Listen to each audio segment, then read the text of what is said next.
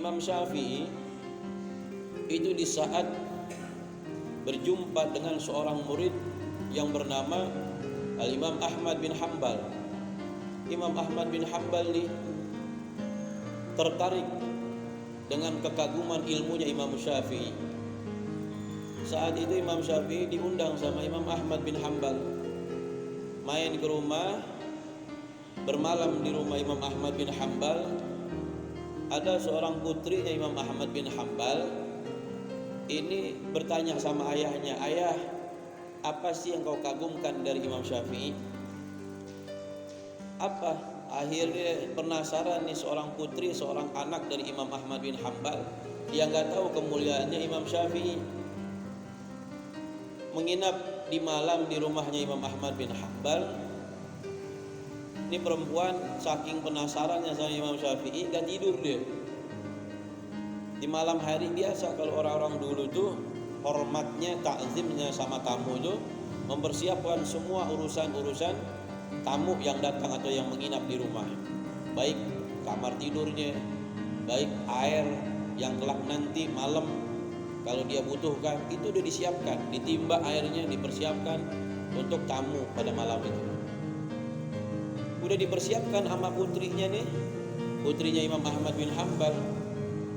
Dia gak tidur sampai menjelang subuh, sampai sholat subuh. Esok harinya ditanya, "Bah, apa sih kemuliaannya Imam Syafi'i? Saya sudah siapkan air untuk beliau ibadah di malam hari, bangun sholat malam di malam hari, tapi kok ini air masih utuh aja. Kayaknya Imam Syafi'i nggak sholat malam." Nggak ada bahasa. Akhirnya dia merendahkan, kayaknya nggak ada kemuliaan Imam Syafi'i. Apa yang kau muliakan wahai ayahku? Apa kata Imam Ahmad? Kemudian lihat aja nantilah Imam Syafi'i bagaimana keadaan, kita bicara, tanya langsung sama beliau. Ada kesempatan di pagi hari sarapan bersama, kemudian seorang putri ini berani langsung menanyakan kepada Imam Syafi'i.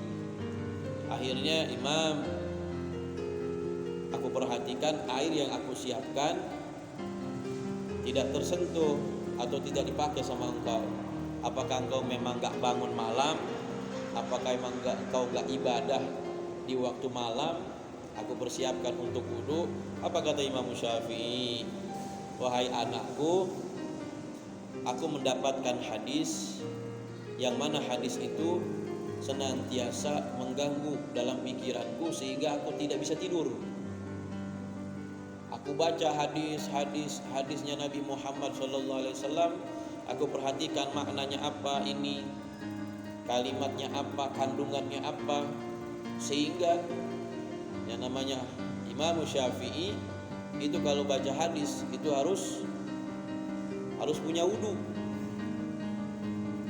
Saking asiknya mendalami hadisnya Nabi Muhammad SAW, tak terasa sampai datangnya waktu subuh. Maka aku masih punya wudu, aku masih dalam keadaan suci, aku tetap melakukan ibadah qiyamul lail, sholat malam. Tidak ada orang yang tahu kecuali Allah Subhanahu wa ta'ala. Baru tuh seorang putri sadar bahwa kemuliaan Imam Syafi'i enggak ada yang tahu kecuali dirinya di hadapan Allah Subhanahu wa ta'ala. Orang-orang yang menghidupkan malam, orang-orang yang sholat tanpa diketahui manusia, itu pasti Allah angkat derajatnya.